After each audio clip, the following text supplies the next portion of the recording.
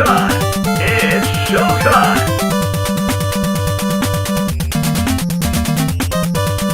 On CFM Radio, we are live. Yo, we are back with another Wednesday edition of CFM Radio, Video Game Music and News. Video Game Music and News, CFM Radio, we are live. Drix, what have you been playing? If any. Still, getting back from a vacation where I hit a lot of pinball spots in Vegas and Los Angeles, respectively. So playing a lot of unique pinball machines, some tough ones from the 90s they didn't give you ball save back then. So if you drained and it went right down the middle when you plunged, that was it. That was your ball. Oh, damn. So I've been dumping a good amount of money into some tougher games and did really well in my league last week. But also, gotta say congratulations to Team Spirit for taking home the International Dota Championship in Seattle last weekend. Good job, guys. And that was an exciting series to watch. I've been paying attention to that as my preferred esport for the last week. And still running some builds in Armored Core 6 to make it through my second playthrough.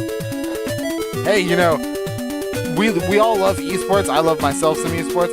The Capcom Street Fighter 6 Pro Tour is on week 3, I believe. These guys, these esports competitors, they go crazy, man. Like, it all depends on your skill. Above and beyond, and something to watch. If you yourself want to get better, that is the first place to start because you can learn a lot. I'm getting a lot of my item builds and character selections, because especially at TI, since there's so many patches and changes to the game over time, they're all still figuring it out, and you can watch it in real time, learn what works and what doesn't. Right, exactly. Or in a game as fresh as Street Fighter 6. Hey, and Street Fighter 6 itself has already a night and day difference between the game it was when it came out and the game it is now. We have new characters, there's been balance changes, It's showtime! as far as Street Fighter 6 goes. And, it's interesting to be playing it now. I've been on a bit of a retro kick this last week. We've got a Spider-Man 2 PS5 review coming up for you later in the show. That's done. We'll have Mario Wonder for you ready for you. I think next week. Next week I'll be confident enough to talk about Mario Wonder in its totality. But Spider-Man's over for me. I'm not going to go back and replay it. I'm not one of those people who goes back and gets all the trophies. I don't burn myself out on a game. I beat the game. It was a great game. But I've been going back. I've been playing some Sega Saturn. Been playing a childhood favorite of mine, Dragon Force. The game is awesome. It's been playing its unofficial translation of its sequel, Dragon Force 2. Also very cool, but a very different game. And you know what? I've been going hard on Dragon Force 2 because I've never played it, never came to the States. I'll say it right here on CFM Radio. Next Tuesday, we'll start up a playthrough on Twitch of Dragon Force, the first one that came here to the States. Such a unique... I can't say I've ever seen another game like Dragon Force since the Saturn. There's a lot. It was funny. I was playing Dragon Force, and my little brother came up to me while I was playing it, and he was like, this game looks like this game I play called No King, No Kingdom. And I don't know if you've seen it or if anyone else has seen it, but yeah, it is like a strategy RTS kind of game. And a lot of games try. There's another game called Grand Kingdom, really tried to give you that Dragon Force feel. A lot of games do try for that. Hell, even games back then, Ogre Battle 64, I would say, is another game that really took a lot of inspiration from Dragon Force. And you'll see why next Tuesday. It's a very interesting, primitive strategy RPG, but for us, it's timeless. It's gonna be a brand new series for us on CFM on Twitch. Over there, it'll be the Retro Gold Mine. We started it off with the Pokemon trading card game for Game Boy. Classic. Everyone loves that one. Next, we're going to go into something a little bit different with Dragon Force. And it was very nostalgic for me to go back and revisit that game. Very, very good game, especially after playing these amazing brand new games that have also, I gotta say, they're blowing me away. 2023, a fantastic year for gaming. Yes, indeed. It's hard to make something like Domestic Affairs appealing for gameplay. But yeah, 100%. Once you get that sort of rotation and how the turns work and the segments of gameplay, yeah, it's a lot of fun and gets addicting really quick. Absolutely. Hey, you know what? Like I said, tune in next week, Tuesday, CFM on Twitch. We'll drop it in there. Follow us on Facebook, and here we'll also post a notification here on YouTube. So, I gotta say, with everything that's been going on, and now Drix, I know you're one of the many who has yet to pull the trigger on the current generation of consoles that we're in. And we've seen the PS5 Slim, but VG Charts caught an interesting tweet that may be just the kick some people need to jump into this new generation of gaming. Yeah, I'm waiting. I mean, the Slim might be the one that I end up heading down to the store and picking up once I finally make that purchase. Hey, so here it is from VG Charts. But that's VG Charts with a Z. The headline is, new PS5 Slim bundle to include Call of Duty Modern Warfare 3 for free. Big drop. Big drop. In the article, they reference a tweet on X from Charlie Intel, who says, quote, per new Call of Duty ads, PlayStation 5 Slim Disc Edition, Call of Duty Modern Warfare 3 console bundle will be $499. This is basically a new PS5 Slim with Modern Warfare 3 for free, since the PS5 Slim is $499 on its own. Tricks. That's a PS5 Slim with a disc drive and Call of Duty Modern Warfare 3. Listen, Call of Duty Modern Warfare 3, it doesn't matter what you think of Call of Duty, doesn't matter how you might feel about the franchise as a whole. That's a huge game to get bundled in with your console. Oh yeah, we're talking AAA, full price, and it's not a bad game to get your online social life started if you don't have any other people to play with. I mean, guaranteed, somebody in your circle is playing Call of Duty and you can hang out and voice chat with them. 100%. And I think a lot of, God, I forget how many people we had. They've figured it out how many people buy consoles exclusively for games like Call of Duty and FIFA and Madden and franchise titles such as that. Same reason why people buy Nintendo consoles. There are a specific demographic of players who only buy franchise, whether it be Madden, Pokemon, Mario, Zelda, it doesn't matter. You have these diehards who will buy the whole console just for this. And you know what? With Microsoft winning their acquisition of Activisionblizzard, this is probably the last time we're ever going to see anything like this for Sony. Yeah, it might become a historical artifact soon enough. Right? Hey, a little bit of a tidbit for you collectors. Yeah, get that Modern Warfare 3 bundle with your PlayStation 5. I mean, you're pretty much, if you're planning on getting it anyway, you're saving almost $100, like a full price game, maybe 70, yeah. $80. So definitely might be the time to jump on that. Yeah, definitely might be the time to jump on it. Drix, are you a big Call of Duty guy? You think you're going to be jumping on that? It might be the time. It's coming and it's close. And I don't know, I might have room in the old wallet bank for that pretty soon. So yeah, I would not have a problem even if I don't, play online or enjoy the campaign. That I'm sure it'll have a zombies mode too, as from what I've heard. Yeah. Hey. So that'll get your at least your second controller going for your PS5, and you can play on your couch with your living partners and everything. Hell yeah, man. You know, you link up with people, just going in, play some team deathmatch, play some kill confirm. Like, it's not a bad, like you said, Drake, it's not a bad game to kickstart your online social life. You know, even if you don't have friends who personally play Call of Duty not only is it a very social game, it's easy to jump into it and get in on, I guess, the conversation, because every PlayStation 5 controller has a microphone built in. You don't even need a headset. Nice. You know, yeah, so I think they've the trolls might have toned down a little bit ever since they started regulating somewhat. True, I forget about that. But hey, you know what? Call of Duty PS5 might be the last time you see a bundle like this. Might not be the only holiday bundle. Ooh. So stay tuned for that. You know what I mean? We've already got the Spider-Man 2 bundle. So you could already go and get that now. Yep. Call of Duty Modern Warfare 3 bundle coming out soon.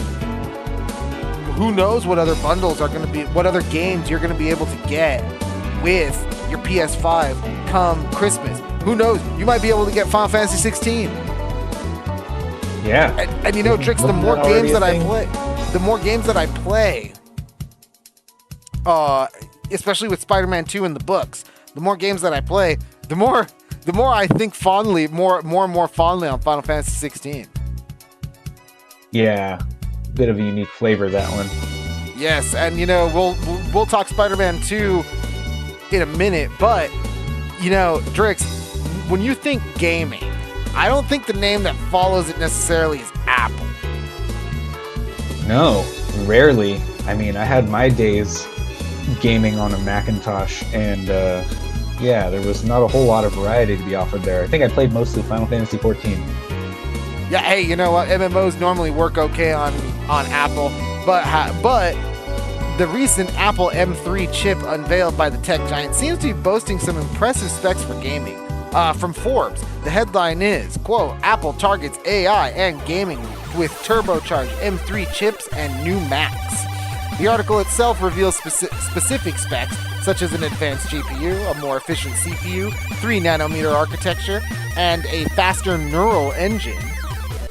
Speaking on the devices that will use this chip, such as the new line of MacBook Pro laptop computers, the article reads, quote, the latest applications, games, and media have a near insatiable demand for high-performing architecture, which means a person can purchase one of these new machines without fear that the hardware will be useless in the next 2 years. Drix, I gotta tell you, I hear a lot of people telling me Apple stuff built to fail.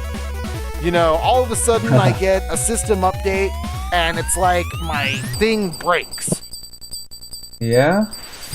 It has happened to me before in doing audio and stuff, and different software will update at different times because you update your operating system a little too soon, and maybe software you use starts going awry.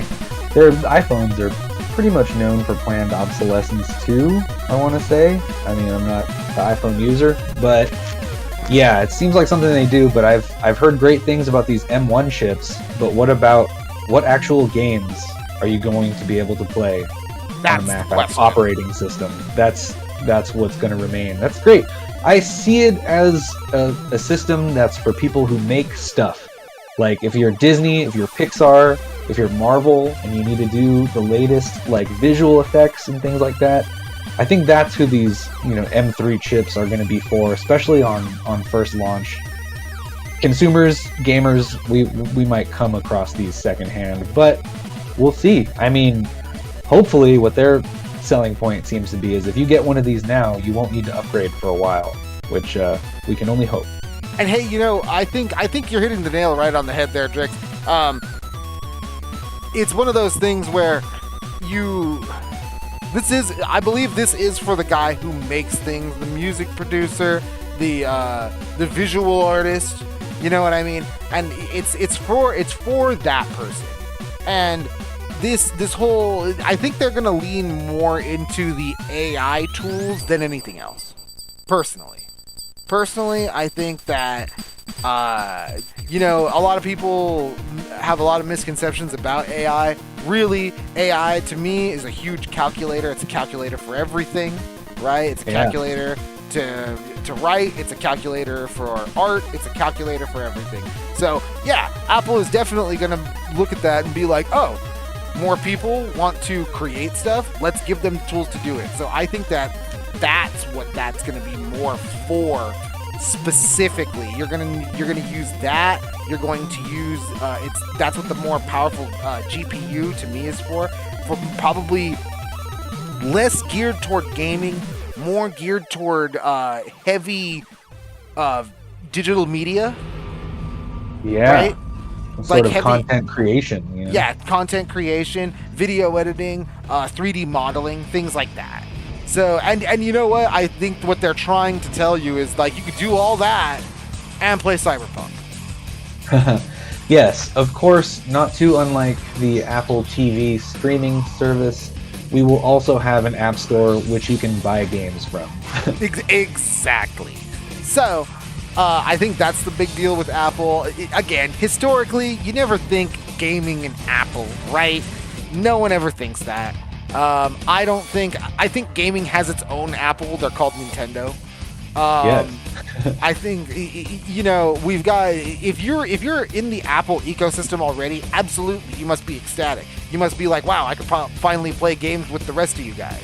And in this turbulent time of computer hardware, with new manufacturers popping up left and right, this might be a time for Apple to come in and kind of steal the show. Yeah, I would almost like to see that. When everyone else is kind of fighting for specs, DLSS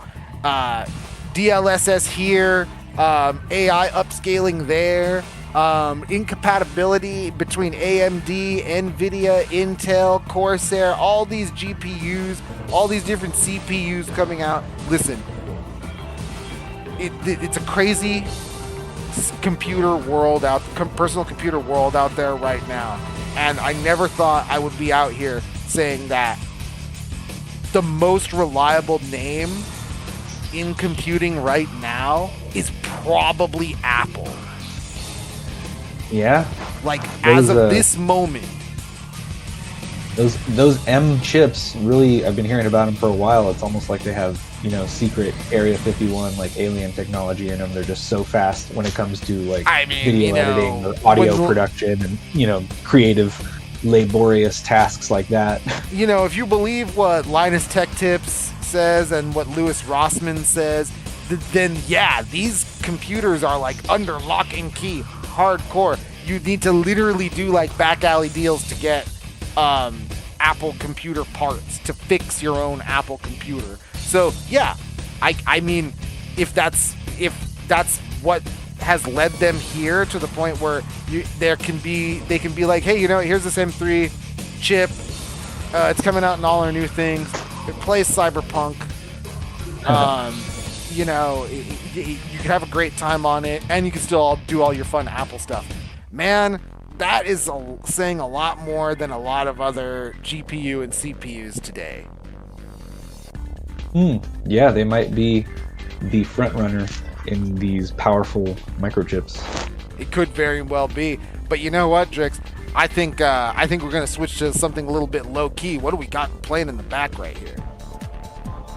We got a song from Command & Conquer Red Alert 2, Yuri's Revenge, the expansion.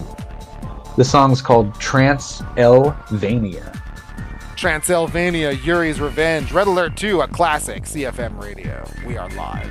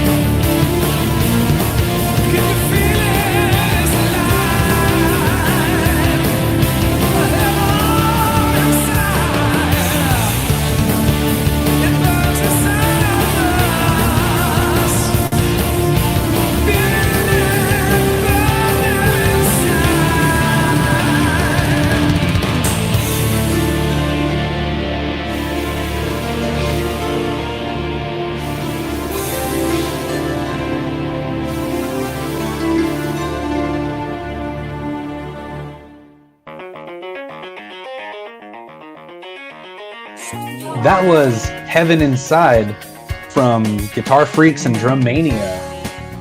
Nice sort of classic heavy metal jam by Mr. Stephen McKnight.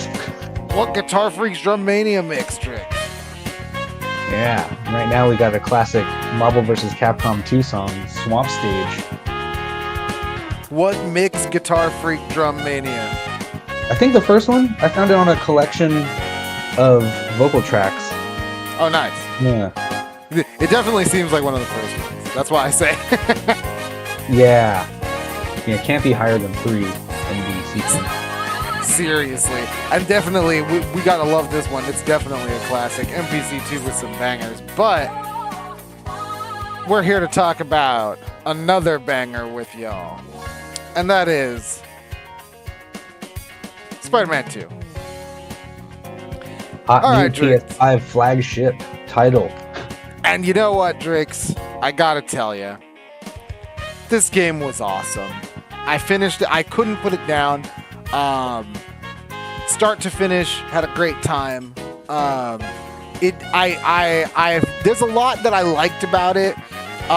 Couple things that I don't think there's first of all, disclaimer, I don't think there's anything I disliked about it. There wasn't anything nagging, no weird problems, nothing got tedious and like grated on you the entire game. There's nothing like that. From start to finish, this game is all killer, no filler. Oh, like, cool. It's really, really cool that way.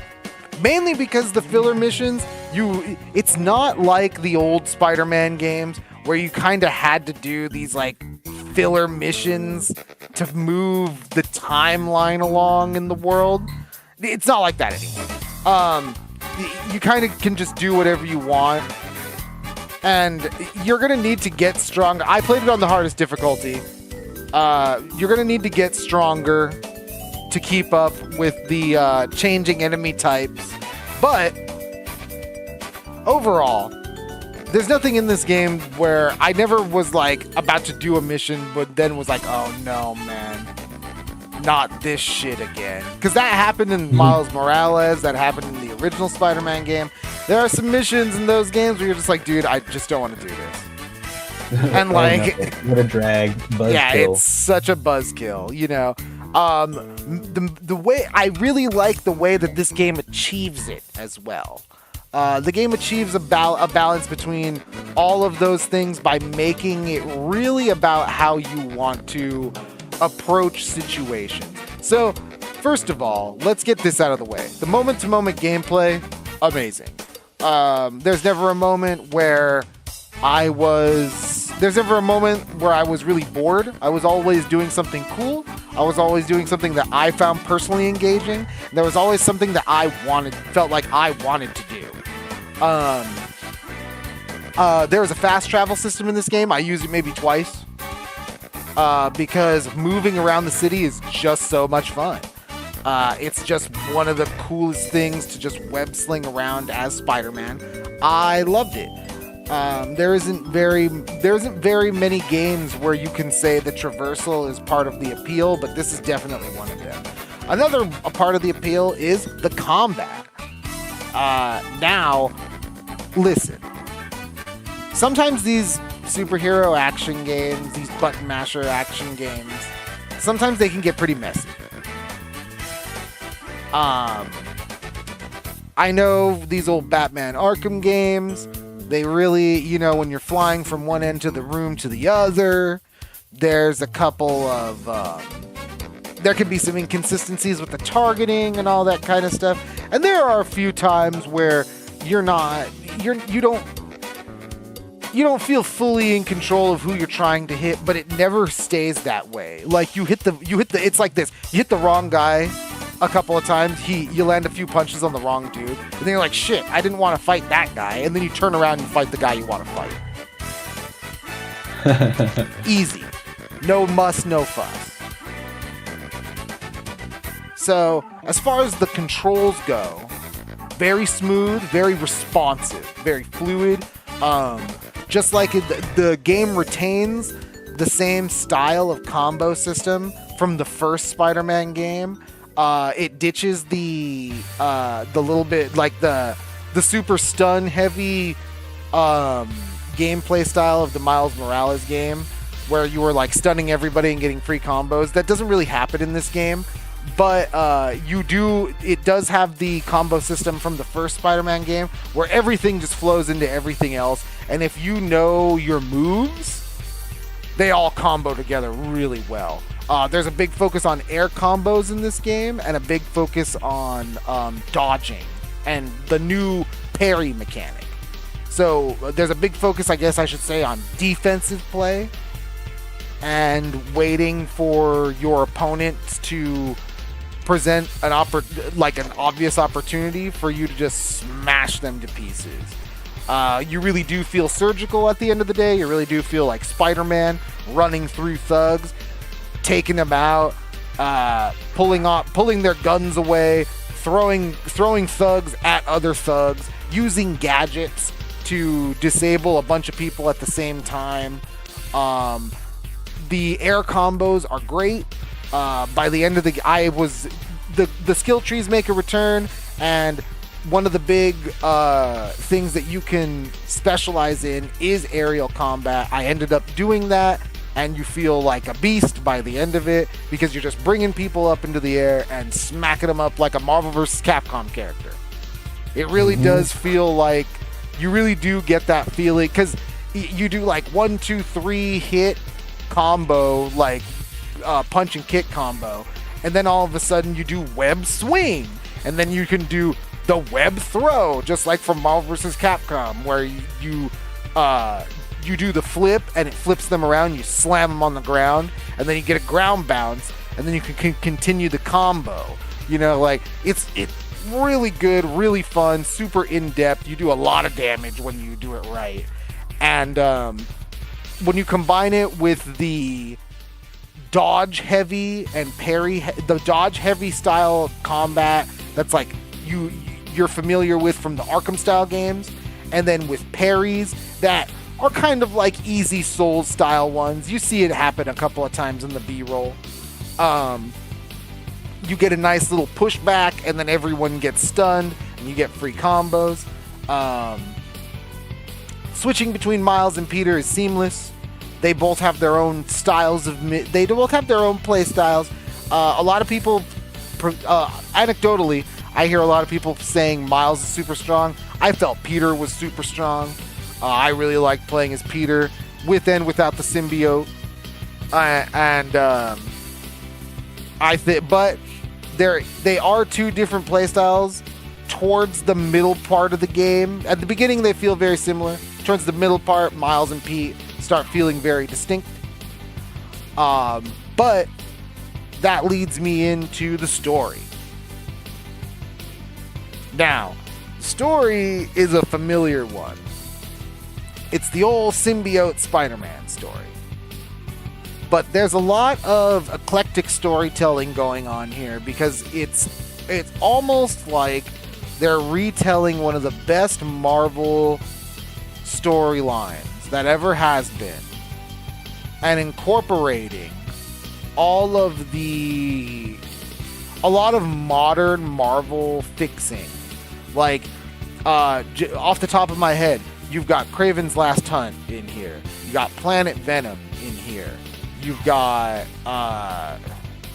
there's a lot, actually. Now that I'm sitting down and thinking about it, there's a lot, and I actually that's all I'll say, because those two right there really say a lot about the kind of story that you're gonna play through, and the payoff is great. I was pleasantly surprised all the way through.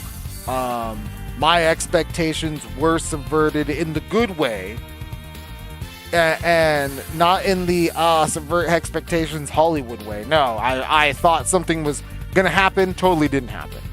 Like, the ending is great. The beats and the twists and turns are delightful. A lot of them are delightful callbacks and nods to old Spider-Man characters and lore. So if you are a fan, 100% you want to check this out. If you're a PS5 owner, you should just buy this straight up. This is probably the most technically impressive games you can play. I used to use Returnal as a benchmark for my PS5. Like, when people would come over and be like, well, what's so good about the PS5? It's like, all right, let me boot up this game, Returnal. You know, it's pretty sick. Very, very good game. Really utilizes all of the PS5 has to offer, from the controller to the sound, the sound capabilities to the visuals. This game is the new benchmark. You've got a lot going on with the controller. You've got a lot going on with the sound. The sound design is fantastic. There are so many moments where you are just left, your jaw is dropping, because you could, I'll say it like this, Sifted Games, the Sifted Games podcast, they said that you could turn off the music and the ambient, and it's like the ambient noise is like its own soundtrack. They're right. There are moments in this game where the music does go down and like almost fades away. It never fully goes away, but in those moments you really can hear the hustle and bustle of the city, people talking, things going like birds flying through the trees if you're near a park. It's awesome. It's so cool. And not to mention, you go on top of the Empire State Building, dude, you can see the whole city. It's all rendered. Wow, what a feat. It's really, really cool. You're seeing here in the B-roll a lot of good lighting effects. The lighting off the suit looks fantastic as it as the suit, the black suit, symbiote suit looks so cool when it meets the light in all the different ways that it bounces off and all the different ways that the suit is textured. There's just so much that's impressive. That's to say nothing about the battle damage that is visible, that is accrued on Spider-Man and both Spider-Man. I'll say it like that. Both Spider-Man when you're playing the game, and it depending on what suit you're wearing, because there's Spider-Man wears a lot of different kinds of suits. There are some that are traditional style superhero suit, and there are others that are like the armor. It's all different.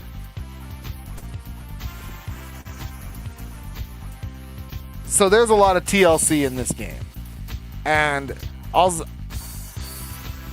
I wouldn't say it's perfect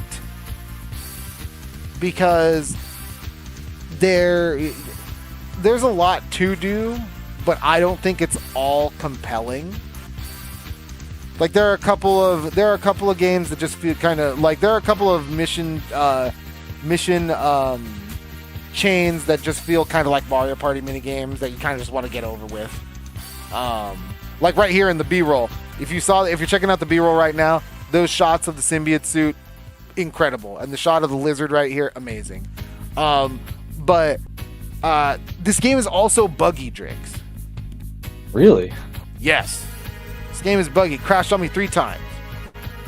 Huh. Something you just can't get away from nowadays, huh? Just can't get away from it.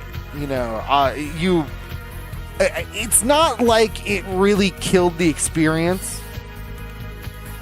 I just booted it up again and played for another 6 hours. Like that's good. It didn't really sour anything for me, and it doesn't happen often. But there's that, and there are times when you are so the game never really walls you off like a hard wall, but there are times when you're not supposed to leave where you are. And okay. like you're not really like you're supposed to beat all these enemies, right? You're not supposed to run away from this fight, kind of thing, right? Those sequences, since there are no defined barriers, those sequences and encounters, they can get kind of messy if you don't realize that you are in a smaller arena than where you actually are, because Spider-Man will start moving erratically, like trying to move more towards the center of the arena or backwards where you came from, where you were trying to get away from something, or maybe you knock someone really far away and you want to pursue them. Sometimes Spider-Man will go over there, you'll land a few hits, you'll start your combo, and then he'll like web zip behind him and want to go the other way. And you're like, oh, I don't know what's going on there. I'm supposed to be over here right now. Yeah, I'm supposed to. I wanted to finish that guy. Guess I'm not finishing that guy. Mm-hmm. And then just like in the original one, there are glitches where if you're web slinging for too long. Now, I didn't know this, but there is a web sling assist sensitivity setting. So I guess it's like maxed out by default, so no one feels like they mess up. But I guess there is like real web slinging in the game if you know what you're doing, and the assist is always on because no one really knows what it's like to be Spider-Man. So, which makes sense. So it makes me think that maybe what I'm about to say has to do with that. But man, there are times when you're web slinging for a long time and you want to land, and like you'll try to just land somewhere, and Spider-Man will just do his falling animation on the ground, and then he'll like hit the ground hard for like no reason. Huh. It's really strange. Yeah, very strange. A lot of quirky things like that happen. So there's a lot of weirdness in Spider-Man 2. I'll say it like that. But overall, I'm pretty sure this game's a 5 out of 5. If you got a PS5, you just got to pick it up. I'm sure there's going to be DLC for it. Even if there's no DLC for it, this is another game like Final Fantasy 16 where the full thing is on a disc.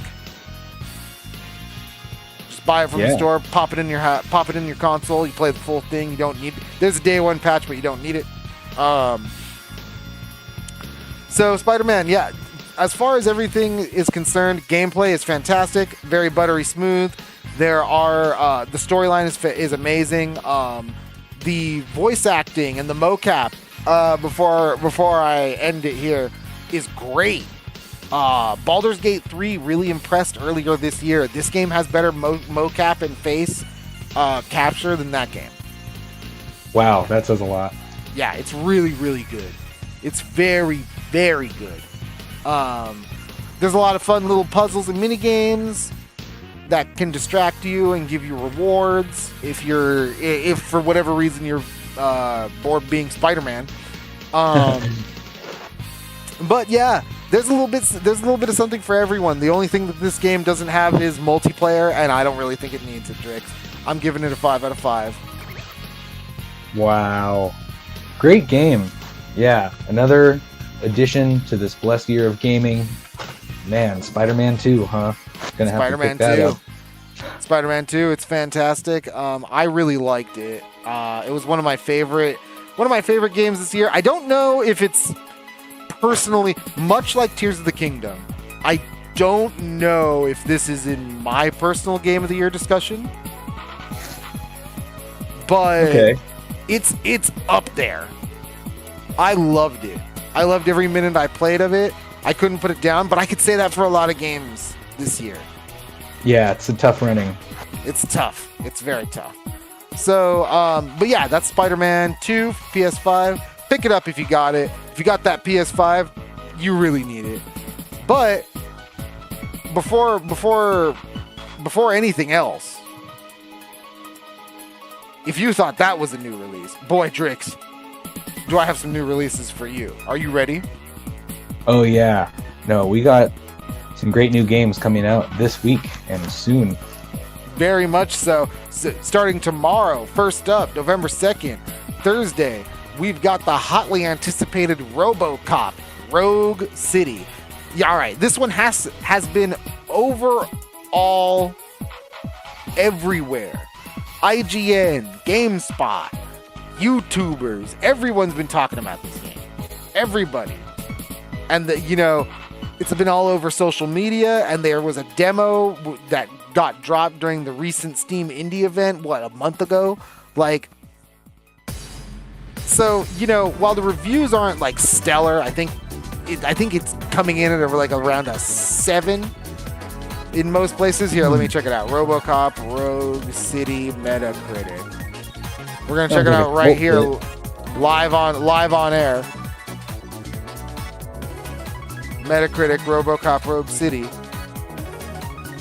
So it's averaging out at a 70. Okay, averaging out at a 70. But the thing that I keep hearing, the unanimous praise, even if you look on the right here, even if you look at some of these negative reviews, there's unanimous praise from everybody that it nails the look and the feel of the legendary franchise. Yeah, it should start there, and it seems to have landed its target. And hey, you know what? It sounds to me like if you're a fan, you gotta pick this one up. It's available for PC, PS5, and Xbox Series consoles tomorrow. Yep. Dead or alive, you're coming with me. You know what?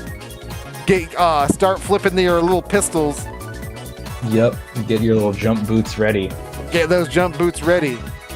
It's time for RoboCop, Rogue City, Thursday, November 2nd. And next we have, also on November 2nd, Star Ocean: The Second Story R. This is a classic remake of the second game in the legendary Star Ocean franchise.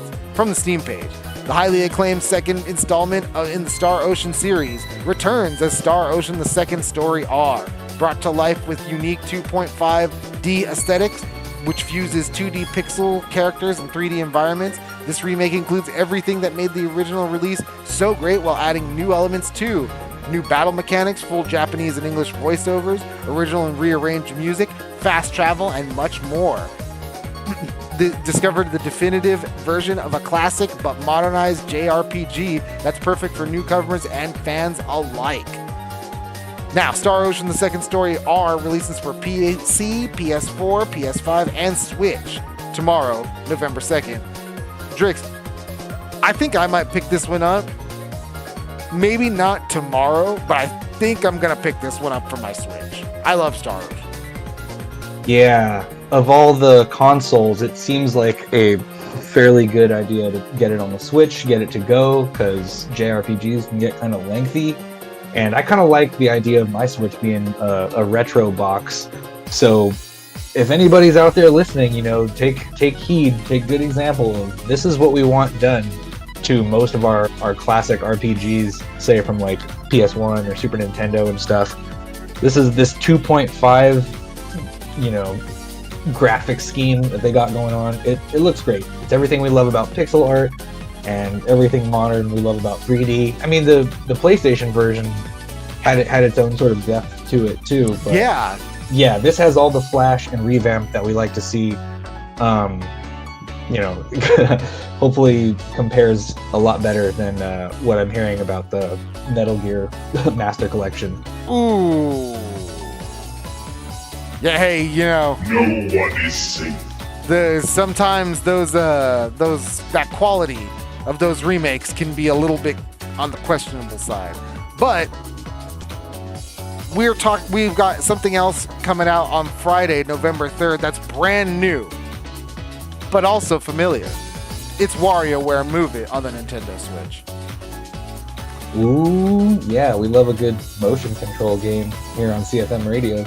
Absolutely, and this definitely is one, because from the store page, grab a pair of Joy-Con controllers and get moving as you gently shake, punch, dance, wiggle, and even curtsy through over 200 lightning-fast micro-games, mini-games that last just a few hilarious seconds. Chop bamboo, break out of jail, return a curtsy, and more, just as you master some really ridiculous moves. So yeah, Drix, sounds like we are going to be doing some motion control madness in this next WarioWare. That comes out on November 3rd, Friday. The perfect party game for a weekend. Oh yeah, have a good time with your friends and dance around your room. And hey, you know what? We're about to have a good time with this music right now because we just hit a banger. Haha, those were some nice house jams from a Japanese game called Fantavision, a nice little medley of tracks. But right now, I'm gonna take a nice little chill pill with Sticker Brush Symphony from Donkey Kong Country 2. Sticker Brush Symphony, Donkey Kong Country 2, CFM Radio.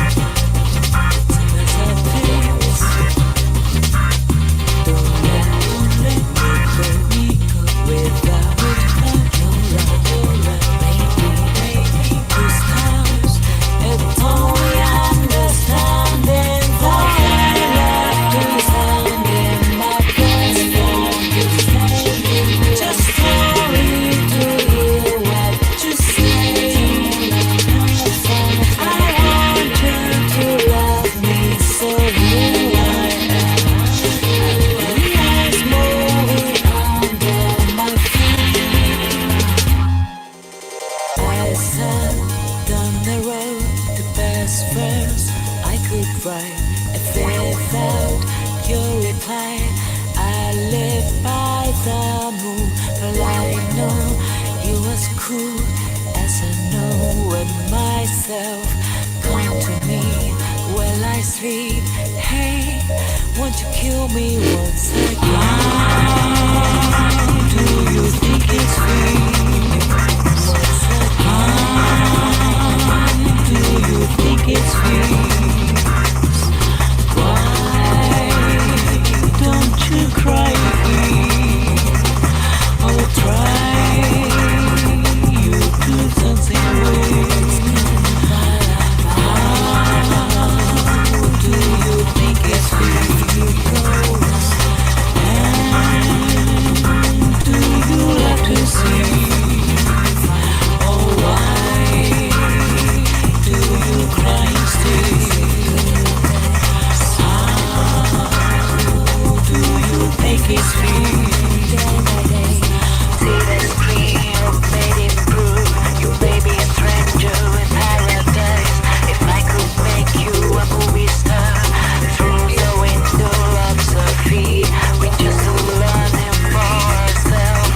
Here we go, please don't you cry, because we have fun to drive ourselves round and round.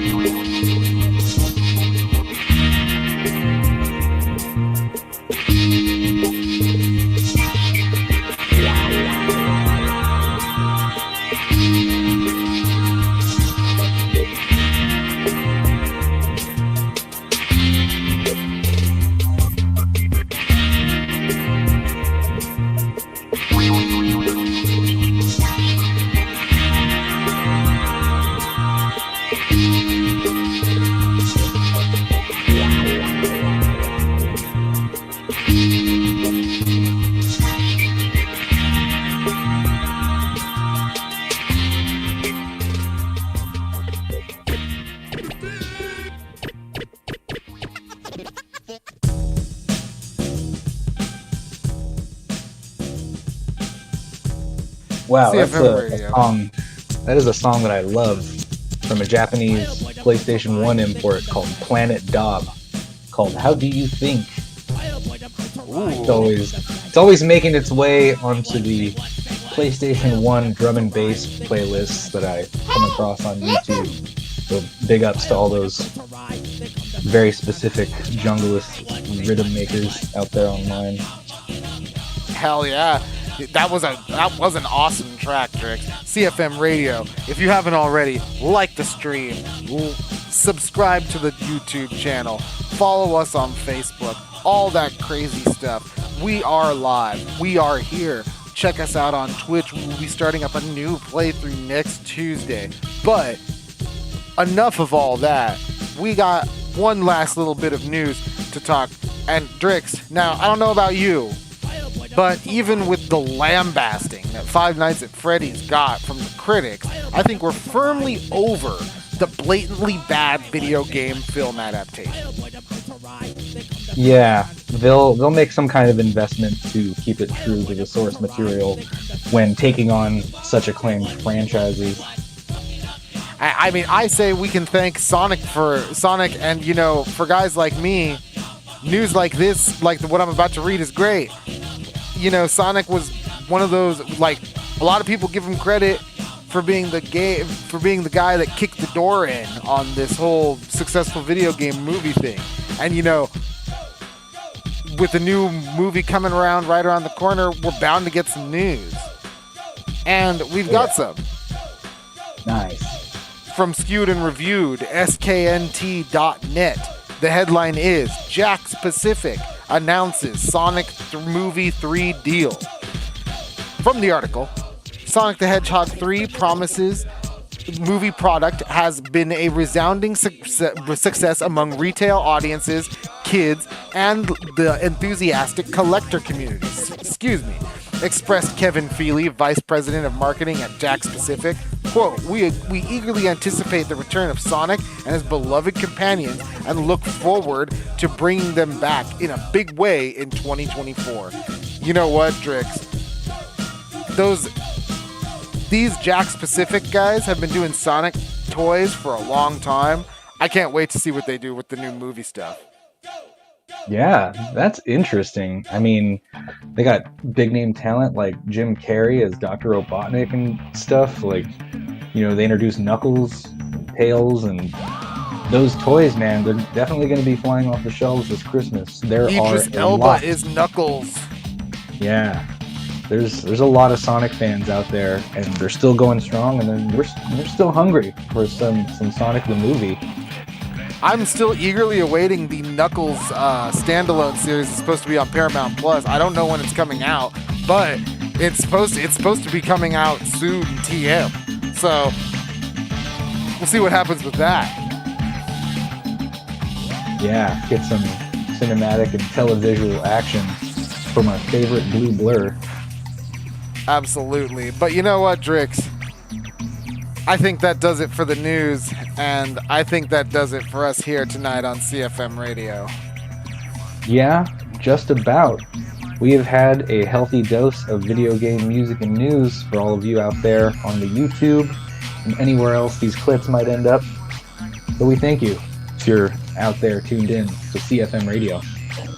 CFM Radio live every week with the best video game news, music, spun by DJ Benham, aka Drix, and hosted by me, your humble video game journalist, Fred Vector.